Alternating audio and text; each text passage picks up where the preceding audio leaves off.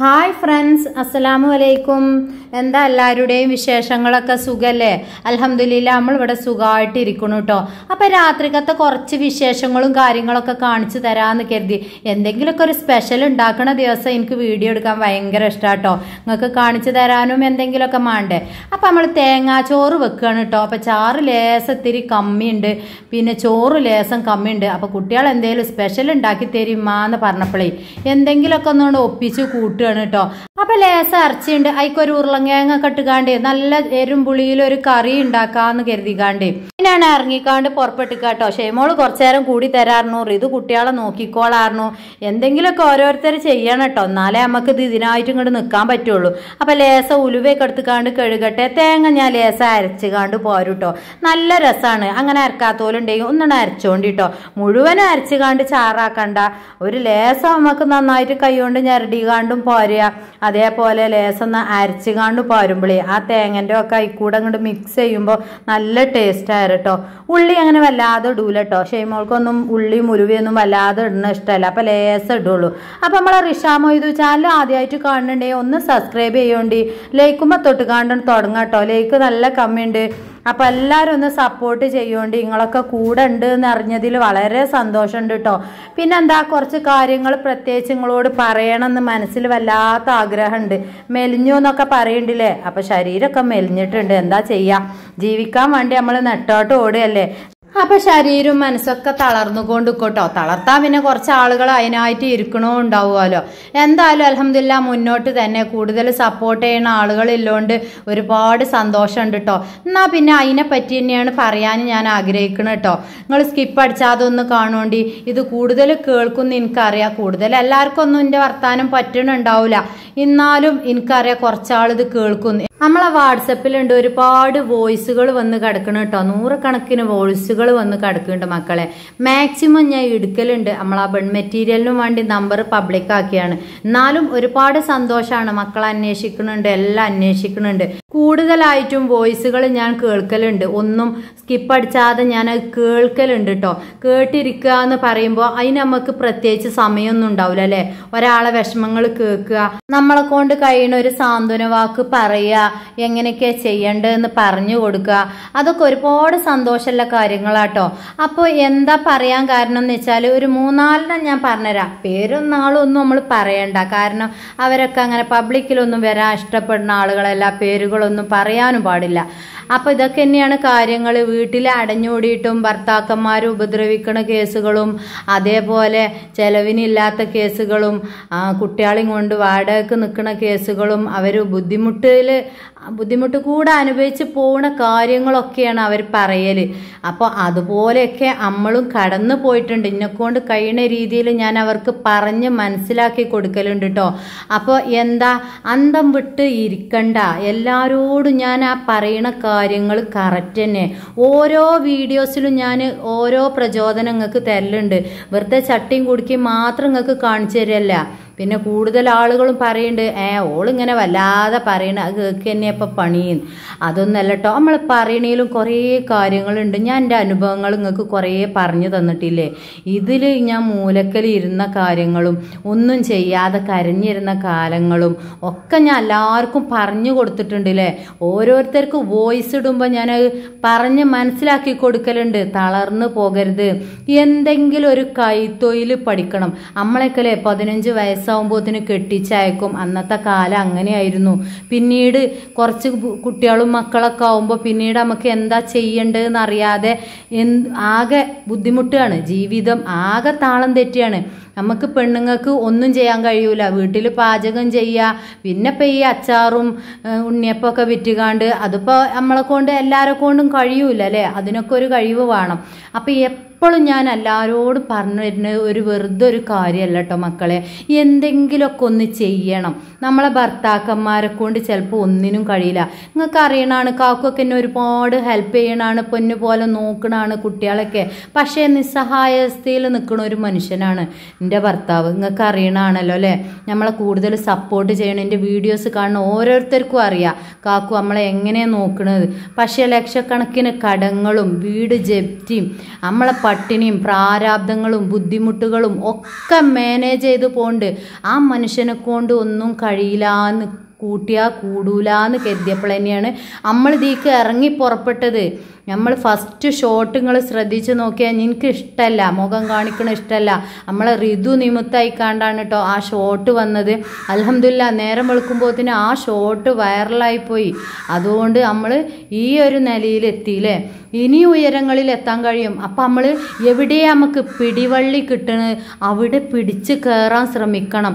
ഒരു മൂലക്കൽ ഇരുന്നിട്ട് കാര്യമില്ല, ആരും ഉണ്ടാവില്ല സഹതപിക്കാനും കുറ്റപ്പെടുത്താനും കളിയാക്കാനും ചുറ്റും ആളുകളുണ്ടാവും. പക്ഷേ നമ്മളൊന്ന് ഹെൽപ്പ് ചെയ്ത് കൈ പിടിച്ച് പൊന്തിക്കാൻ ഒരു മനുഷ്യനും ഉണ്ടാവില്ല.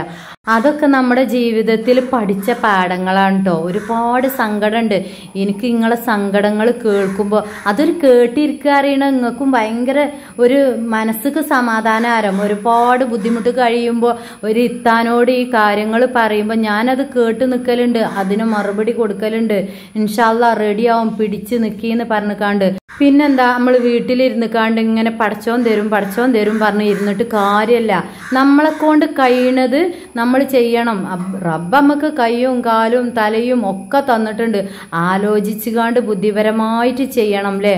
വീട്ടിലിരുന്നിട്ട് ഒന്നിനും കഴിയില്ല, ആരെക്കൊണ്ട് ഒന്നും കഴിയില്ല എന്ന് അങ്ങനെ തളർന്നിരുന്നൊരു കാലം അമ്മക്കും ഉണ്ടായിരുന്നു അല്ലേ. അപ്പം എന്തെങ്കിലും ഒരു കൈത്തൊഴിൽ നമ്മൾ പഠിച്ചിരിക്കണം കേട്ടോ. ഒന്നും വേണ്ട, ഇനിയിപ്പം നേരത്തെ പറഞ്ഞ പോലെ അച്ചാറുണ്ടാക്കി വിറ്റാലും വേണ്ടില്ല. നമുക്ക് നമ്മളെ കുടുംബത്തിൽ സാമ്പത്തികം കൊണ്ടൊക്കെ തളർന്നു പോകുമ്പോൾ നമ്മളെ ജീവിതം തന്നെ തകർന്നു പോകില്ലേ.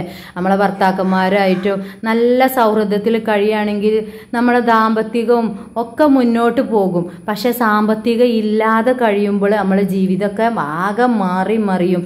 അപ്പം അതിനെന്താ നമ്മളെ കൊണ്ട് കഴിയുന്ന സഹായം അവർക്ക് ചെയ്തു കൊടുക്കുക. ഭർത്താക്കന്മാർക്ക് നമുക്ക് ചെറുതായിട്ട് എന്തെങ്കിലുമൊക്കെ ചെയ്ത് കണ്ട് ഇറച്ചിയോ മീനോ വാങ്ങാനുള്ള പൈസ, കുട്ടികൾക്ക് സ്കൂൾക്ക് പോകാനുള്ള ചില്ലറ പൈസകൾ, നമുക്ക് എന്തെങ്കിലും കടി വാങ്ങാൻ, നമ്മളെ ചെറിയ ആവശ്യങ്ങൾ, നമ്മളെ വീട്ടിലേക്ക് പോകാനുള്ള പൈസകൾ, അതൊക്കെ കുറേ കുറഞ്ഞു കഴിഞ്ഞാൽ തന്നെ അവരെ വലിയ ഭാരങ്ങൾ ഒഴിയും ഭർത്താക്കന്മാരെ.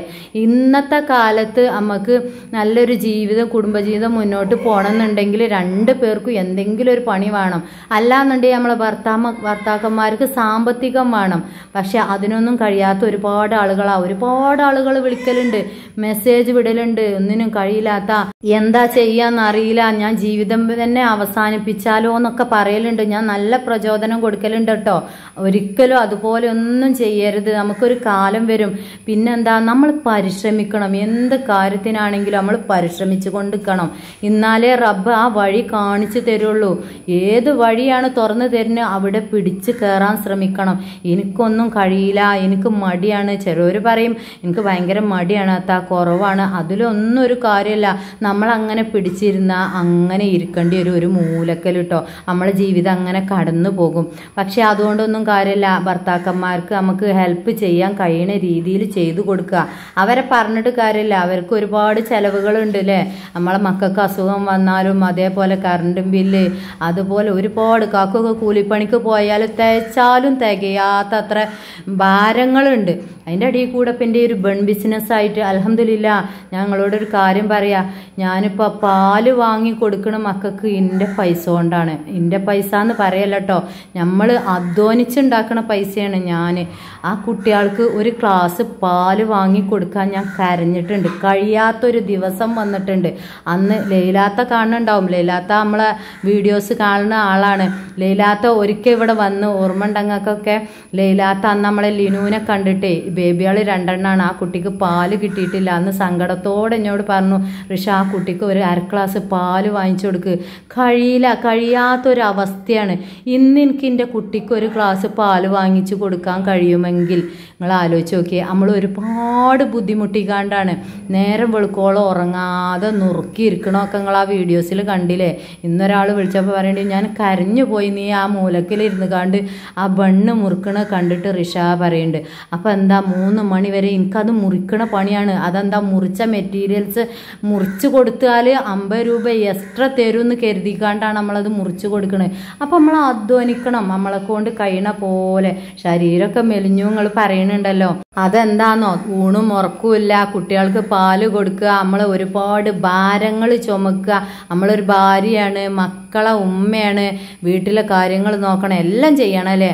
അപ്പം അങ്ങനെയൊക്കെ കടന്നു പോണോണ്ടാണ് ഞാൻ നിങ്ങളോട് പറയണത്, വെറുതെ ഇരിക്കല്ലേ, എന്തെങ്കിലും ചെയ്യേ. ആ ഒന്നുമില്ല, ഞാൻ ആ ബണ്ണുങ്ങളോട് പറയണ്ട്, ലേസം വാങ്ങിക്കാണ്ട് ചെയ്തു നോക്കി, നിങ്ങൾക്ക് ഞാൻ കൂടെ ഉണ്ടാവും സപ്പോർട്ടിന് എല്ലാ കാര്യങ്ങൾക്കും. നിങ്ങൾ പേടിക്കൊന്നും വേണ്ട, ഒരു പ്രൊഡക്റ്റ് തന്നു കണ്ട് നമ്മളങ്ങനെ മാറിക്കൂല. അതിലെന്തൊക്കെ കുറുക്കു വഴി നിങ്ങൾക്ക് പറഞ്ഞു തരാൻ കഴിയോ, സാധനം വാങ്ങിയിട്ട് കേട്ടോ. അല്ലാതെ വെറുതെ ഇങ്ങനെ ചോദിച്ചിരുന്ന നമ്മളെ സമയം വേസ്റ്റായി പോവല്ലേ. അപ്പം പറയേണ്ട ഇടയിൽ എല്ലാവരോടും പറയാണ്, ഞാൻ ബൺ മെറ്റീരിയൽ വാങ്ങിക്കോളി, വേറെ എന്ത് തൊഴിലാണെങ്കിലും നിങ്ങൾ വെറുതെ വീട്ടിലിരിക്കല്ലേ, നിരാശയായി നിൽക്കല്ലേ. നമുക്ക് മാനസിക സമ്മർദ്ദം വരും, നമുക്ക് ഒരുപാട് ബുദ്ധിമുട്ടുകൾ വരും, ശരീര അസ്വസ്ഥതകളൊക്കെ വരും. ഇതൊന്നും പറഞ്ഞു തരാൻ ഞാൻ വലിയ ആളൊന്നുമല്ല, എന്നാലും അനുഭവത്തിലൂടെ പറയാണ് കേട്ടോ. നമ്മൾ എന്തെങ്കിലും 5 രൂപ നയിച്ചുണ്ടാക്കണ പൈസ ഉണ്ടല്ലോ, അതൊരു മിഠായിയോ അതൊരു ഗ്ലാസ് പാലായാലും നമ്മൾ മക്കൾക്കൊക്കെ വാങ്ങിച്ചു കൊടുക്കുമ്പോൾ നമ്മളൊരു അധ്വാനം, ഒരു സന്തോഷം, വല്ലാത്തൊരു അനുഭൂതിയാണ്. അതുകൊണ്ട് പറഞ്ഞു തരികയാണ് കേട്ടോ, തളർന്നിരിക്കരുത്, എന്തെങ്കിലും ഒരു പണിയിൽ ഏർപ്പെടി, വീട്ടിൽ നിരാശയായിരിക്കല്ലേ. കൂടുതൽ ആളുകൾ പറയലുണ്ട്, എനിക്ക് വിളിക്കലുണ്ട് പേഴ്സണലായിട്ട്, സിലുവിൻ്റെ നമ്പർ തരുമോ, മറ്റൊരു നമ്പർ തരുമോ. ഇല്ല കാര്യം ഞാൻ അവരോട് പറയലുണ്ട്, സിലുവിൻ്റെ നമ്പർ നമുക്കറിയില്ല, ഇൻസ്റ്റാഗ്രാം വഴിയാണ് ഓളുമായി ബന്ധപ്പെടല്. പിന്നെ ആ കുട്ടി നന്നായിട്ട് അന്വേഷിച്ചിട്ടൊക്കെയാണ് സഹായങ്ങളൊക്കെ ചെയ്യല്. പിന്നെ എന്താ വെച്ചാൽ നമ്മൾ ഒരാളെ മുന്നിലും കൈ നീട്ടരുത് കേട്ടോ. നമുക്ക് തരുന്നുണ്ടെങ്കിൽ അൽഹംദുലില്ലാ സന്തോഷത്തോടെ നമുക്ക് വാങ്ങാം, നമുക്ക് അതിന് അർഹത ഉണ്ടെങ്കിൽ അല്ലേ. നമ്മൾ ഓരോരുത്തരും ഒരാളോട് കൈ നീട്ടരുത് എന്ന് ആഗ്രഹിക്കുന്ന ആളുകളല്ലേ. ഞാനും അതിൽ പെട്ടാട്ടോ. ഒരാളെ കയ്യിൽ നിന്ന് വാങ്ങാതെ സ്വന്തമായിട്ട് നമ്മളെ മക്കൾക്ക് നമ്മൾ തിന്നാൻ കൊടുക്കണമെന്ന് ആഗ്രഹിക്കുന്ന ആളാണ്. പിന്നെ നമ്മളെ ബുദ്ധിമുട്ടും കാര്യങ്ങളും കൊണ്ട് എല്ലാവരും ഹെൽപ്പ് ചെയ്ത് തരുന്നുണ്ടെങ്കിൽ അൽഹംദുലില്ലാ ഒരുപാട് സന്തോഷമുണ്ട്. അതിനുള്ള പ്രതിഫലം റബ്ബുകൾക്ക് കൊടുക്കും ചെയ്യും. അപ്പം നമ്മൾ ആരോടും ചോദിക്കാനും ഇരിക്കാനും ഒന്നും നിൽക്കണ്ട, നമ്മൾ തന്നെ അതിന് ഇറങ്ങി പുറപ്പെടുക. എന്താ വെച്ചാൽ അത് ഒരു ദിവസമൊക്കെ ആരെങ്കിലും തരാനും ഇരിക്കാനും ഒക്കെ ഉണ്ടാവുള്ളൂ അല്ലേ. അതിൽ കൂടുതലൊന്നും ആരെക്കൊണ്ട് നമുക്ക് തരാൻ കഴിയൂല. പിന്നെന്താ, നമ്മൾ തന്നെ അധ്വാനിച്ചുണ്ടാക്കുക.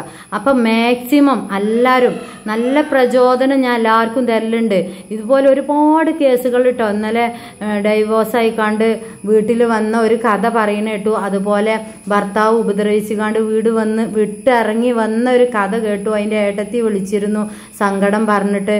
അപ്പോൾ ബൺ മെറ്റീരിയൽ വാങ്ങാൻ വേണ്ടി വിളിച്ചപ്പോൾ നമ്മളെപ്പോലെ സംസാരങ്ങളൊക്കെ ആയപ്പോൾ അവർ എല്ലാ ഡീറ്റെയിൽസും പറഞ്ഞു. ഞാൻ ആ കുട്ടിനോട് പറഞ്ഞു, ധൈര്യമായി നിൽക്ക്, നമ്മുടെ കയ്യിൽ പൈസയൊക്കെ ഉണ്ടാവുമ്പോൾ നമ്മളെ ആളുകളും അതുപോലെ സമൂഹം അംഗീകരിക്കും, അതുവരെ ആരും അംഗീകരിക്കൂല. ഇതുപോലെ ഭർത്താക്കന്മാരാണെങ്കിൽ പറയും വേണ്ട അല്ലേ. അപ്പോൾ പിന്നെ ഞാൻ അവളോട് പറഞ്ഞു, എന്തെങ്കിലും നേടിയെടുക്ക്, എന്നിട്ട് വരട്ടെ, നമ്മളെടുത്ത് വരട്ടെ. അപ്പോൾ അതോളം വെയിറ്റ് ചെയ്യേ, ഒഴിവാക്കൊന്നും വേണ്ടാന്ന് ഞാൻ ആ കുട്ടിനോട് പറഞ്ഞു കേട്ടോ. മക്കളുണ്ട് താ 2 എണ്ണം പറഞ്ഞപ്പോൾ ഭയങ്കര സങ്കടം എനിക്ക്, ചെറിയ കുട്ടികളല്ലേ. ഞാൻ പറഞ്ഞു ഒഴിവാക്കൊന്നും ചെയ്യല്ലേ, കുറച്ച് വെയിറ്റ് ചെയ്യേ, നീ എന്തെങ്കിലുമൊക്കെ ഒരു പരിപാടിയിൽ ഇറങ്ങിക്കാണ്ട് 10 രൂപ ഉണ്ടാക്കാൻ ശ്രമിക്ക്, തിരിച്ചു വരും, നമ്മളെടുത്തേക്ക് അവർ തിരിച്ചു വരും. അതോളം വെയിറ്റ് ചെയ്തുകൊണ്ട് നിൽക്ക്. 10 പൈസക്ക് വകയില്ലെങ്കിൽ ആർക്കും വേണ്ടി വരൂല മക്കളെ. അധികം ആളോട് എനിക്ക് പറയാലോ, വീട്ടിൽ നിരാശയായി ഇരിക്കരുത്. എന്തെങ്കിലും ഒരു 10 രൂപ സമ്പാദിച്ചുണ്ടാക്കിയിട്ട് നമ്മളെ കൊണ്ട് കഴിയുന്ന ഹെൽപ്പ് ഭർത്താക്കന്മാർക്ക് ചെയ്തു കൊടുക്കുക. അതിൻ്റെ ഇടയിൽ ആരെങ്കിലുമൊക്കെ ഹെൽപ്പ് തന്നാൽ നമുക്ക് വാങ്ങും ചെയ്യാം അല്ലേ. അപ്പം ഇതാക്കണ് പാലൊക്കെ കാച്ചട്ടെ. മക്കൾക്ക് ഒരുപാട് വർത്താനം പറഞ്ഞപ്പോൾ ടൈം തെറ്റിയില്ലേ. അപ്പോൾ നമ്മൾ തേങ്ങാച്ചോറൊക്കെ ഉണ്ടാക്കിയതായിരുന്നു. തേങ്ങയും ചുലുവയൊക്കെ ഇട്ടുകാണ്ട് ചോറുണ്ടാക്കി, ഒരു നുള്ള ഇറച്ചി ഉണ്ടായിരുന്നു, അതിന് ഉരുളൻകിഴങ്ങ് ഇട്ടുകാണ്ട്, അങ്ങനെയൊക്കെ തന്നെയാണ് എല്ലാവരും കഴിയണം. നമുക്കറിയാം. അതിൽ തേങ്ങ അരച്ചുകാണ്ടൊക്കെ നീട്ടിക്കാണ്ട് ഉഷാറാക്കിട്ടോ. അപ്പം അതിൻ്റെ ഇടയിൽ അരിയൊക്കെ കുതിർക്കാൻ വെച്ചിരുന്നു. ദോശക്ക് മാവൊക്കെ അരച്ച് വൃത്തിയാക്കി. അപ്പം രാവിലെ ദോശയൊക്കെ ചുട്ടു. രാവിലത്തെയും രാത്രികത്തെയും ഒക്കെ വിശേഷങ്ങളാണ്. ഉമ്മാനെ റിതു ഷുഗർ നോക്കാൻ കൊണ്ടുപോയതാട്ടോ. അതൊക്കെ കൊണ്ടുപോയിക്കാണ്ട് ഓൻ കൊടുന്നു. ഷുഗറൊക്കെ നോർമലാ.